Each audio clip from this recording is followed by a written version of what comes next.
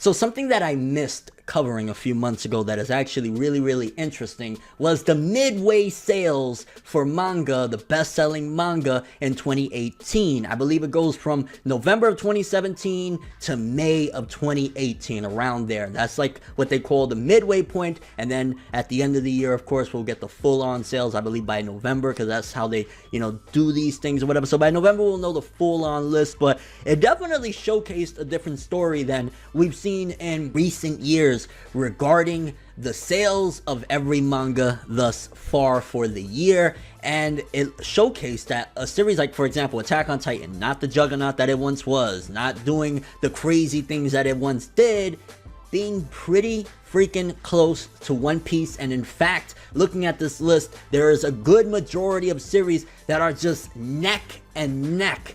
And I think we are starting to see a change in times. Now, I'm not sure exactly how many volumes One Piece released this year. It might have released, less volumes than normal, and that could attribute to why things are the way they are. And I'm gonna go through, which series sold what or whatever, but one, I was kind of happy. Like, I know every series on the top 10 list. I was like, hey, it's about time. Normally, there's a series that I'm like, I never heard of that, but I think I've been keeping my finger on the pulse for the most part of what's been going on. Also, there was kind of a couple of surprises of series that people count out and always are like, nah. But I also saw that, again, things is changing. One Piece, don't get me wrong, legendary, amazing. I always have to say that.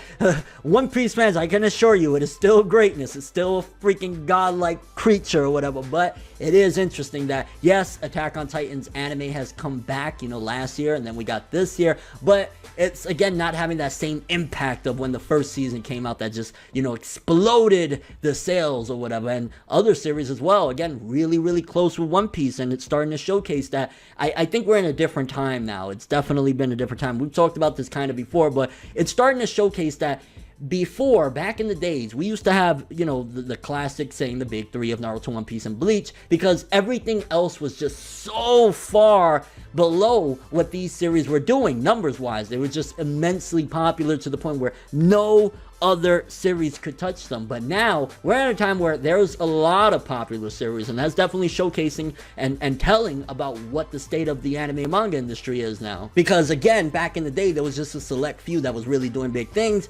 Now a good majority are doing big things, and they're all neck and neck. So let's go through the list and we'll kind of converse or whatever. But I'm just happy and proud to see where manga and anime is right now, especially in the West. Of course, we've done a whole 180 where it was damn near not talked about. Now people are starting to get hip and it's becoming a little more relevant in pop culture, all of that cool stuff. But in Japan as well, the tides are changing, series are coming up.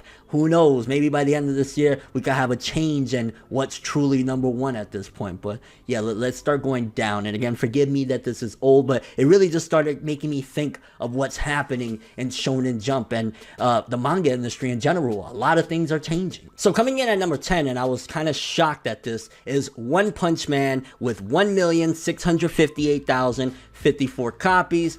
Definitely shocked at that, just because One Punch Man, well, I guess you could argue, it's been like how many years since we had season 1.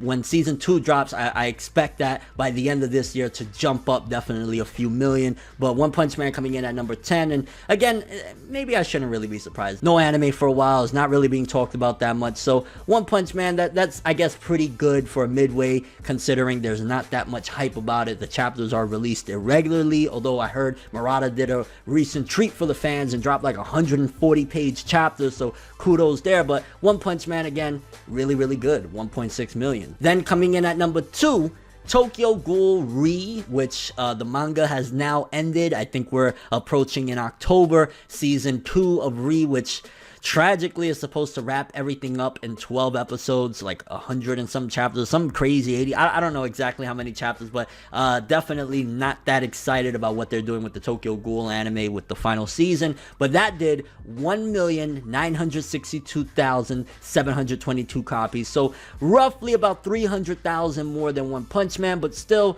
not astronomically blowing it out, which again is telling of how close a lot of these series are in popularity. And Tokyo Ghoul Re definitely had a big boost, I'm imagining, because the fact that we had that anime season. We had the Tokyo Ghoul Re anime season 1, got everybody back invested in it, so that's pretty good as well, to be honest with you. Again, and those are two series that I'm familiar with, so kudos there. Then coming in at number 8 is one of the biggest and most awesome surprises, a series that does not even have an anime yet. This series is no anime yet and beating out two juggernauts, One Punch Man and Tokyo Ghoul Re, in sales, and that's The Promised Neverland with 1,970,504 copies. That is literally roughly 8,000 more than Tokyo Ghoul Re. So it's, again, everything is really neck and neck. It's not just like a giant like 5 million difference or 2 million difference, not even a 2, you know what I'm saying, aside from number 10. It's like everything is just really neck and neck. But for The Promised Neverland, again, I've been telling them, Promised Neverland is next up. That is going to blow. If it is outdoing Tokyo Ghoul Re that just had an anime, One Punch Man that is internationally humongous without an anime, imagine what it's going to do when it gets that anime. The Promised Neverland next up, baby. Very, very proud and very, very happy. And speaking of proud and happy, I'm very proud and happy of the next on the list, coming in at number 7, beating out The Promised Neverland by about 63,000 copies. That's Black Clover, coming in with 2,033,277 copies. Again, this was at the midway point at May. Black Clover, really, really awesome. I mean, that showcases that regardless of what people think of the anime is doing its job in promoting the manga. And yeah, number 7, baby. People counted out Black Clover, said it was done, and yo, that's telling right there again of, yeah, people do really rock with it. Black Clover is one of the ones. I'm worried of what that number is going to look like once we finish the anime's run, because we got about, 6 more episodes that were ordered, 51. So I'm kind of curious where it's going to go once the anime stops, unless they immediately jump out, with a season 2. Hopefully they do, but yeah, Black Clover coming in number 7, pretty good. Then up on the list, this is where it starts to get a little bit of a deviation. There's like a slight difference between 7 through 10 up to 6, because there's about a 500,000 copy difference between the two, but still it's not like in the millions or whatever. It's like 500,000, and that's Kingdom, which again, we only had that CG Botch Fest anime with 2,516,063 copies. Kingdom, that is one of those series that the quality speaks for itself. It had an anime that no one really liked and cared for, and still is, top 10, number 6 in the manga sales. And that's that anime adaptation was a long time ago as well. It's been a few years now. So really, really awesome that I love when a series is quality, and it's not with everything, because there's music, there's all sorts of things where, some things that are not good will sell, but when it comes to manga, usually good stuff does sell itself, even without having big promo. Then coming in at number 5, and this is how close things are, is My Hero Academia, beating out Kingdom by literally 705 copies at 2,516,768, which My Hero Academia, for one of the big dogs, I'll definitely say I expected it to be a little bit higher. I didn't expect for it to just barely beat out Kingdom that doesn't have an anime. Also, I didn't expect, considering how people hype it up, that, My Hero is way bigger, which I've been guilty of it too, to be honest with you. So, My Hero is just astronomically popular, to outdo Black Clover by only about 500,000, a little less than 500,000. Again, that's telling. That's not that far of a gap between the two of them. Black Clover had that one explosion or whatever. It could even overtake My Hero, because just imagine if Black Clover kept going, My Hero's seasonal anime stopped. I guess we're going to be able to tell where the sales are at and who's really rocking once the My Hero seasonal anime stops and Black Clover's anime stops, to see where they're going to be. So I'm curious to see what the sales are like when that happens. But for now, again, everything is just really neck and neck. And then coming up number 4, only beating My Hero by what, like 7,000 copies? Haikyuu at 2,523,071, which really awesome stuff. I'm glad that sports series are getting a lot more recognition. I attribute that to Kuroko no Basket. I know people be like, oh, but Kuroko really put sports series on the map. They were not getting this love and this amount of respect. So Haikyuu, shouts out to that, doing great. Although some people say, how is a volleyball series beating out My Hero? Well, it just is. And of course, things are a little bit different in Japan than they are in the West. Then coming in at number 3, with about 200,000 more than Haikyuu. Still everything in the range, in the 2 point somethings.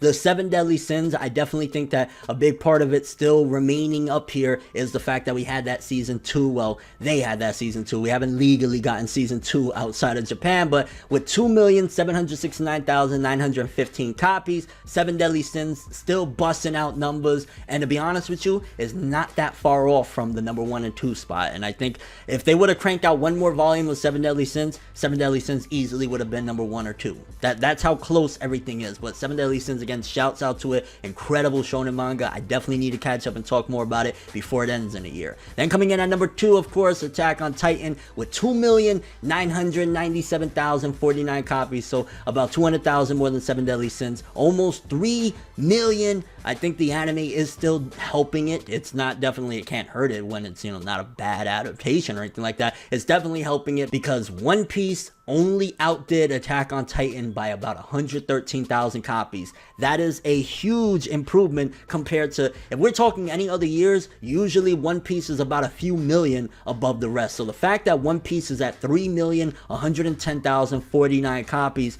it makes me wonder, is it that One Piece again is declining in sales? Did it release less volumes than it normally does? Because we know with the Oda breaks, they're not cranking out One Piece volumes like they probably could. Or is it just that everything else is catching up? Everything is really neck and neck, 3.1, 2.9, 2.7, 2.5, 2.5, 2.5. Like, everything is really close, and it's a good thing that a lot of series are getting recognition, and it's not just 2 or 3 juggernauts at the top and everything else failing and flopping. Like, manga, it's a close race this year. Who knows? Promised Neverland doing almost 2 million with no anime. If that anime pops, never know, at the end of the year, could catch up and pass One Piece. We just don't know. I'm really excited to see what sales are going to look like at the end of this year. If something can topple One Piece, is Promised Neverland going to just surprise everyone once that anime, which I'm not sure. As a matter of fact, I think the anime premieres next year. So maybe next year's list or whatever. But I'm curious what you guys think about all this. For starters, are you excited at the fact that everything is neck and neck? Do you think that One Piece will finally be overthrown, or it's too much of that One Piece greatness?